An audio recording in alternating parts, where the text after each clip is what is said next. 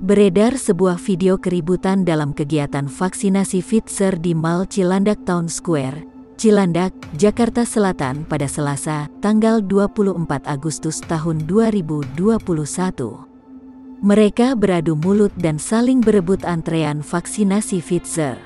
Tampak dua orang pria beradu mulut dalam sebuah video yang diunggah. Suara calon penerima vaksin Pfizer terdengar bersahutan. Diketahui, Mall Cilandak Town Square merupakan salah satu tempat yang menjadi lokasi vaksinasi Pfizer. Kepala Puskesmas Kecamatan Cilandak, Dr. Mariati membenarkan adanya keributan dalam vaksinasi Pfizer tadi pagi.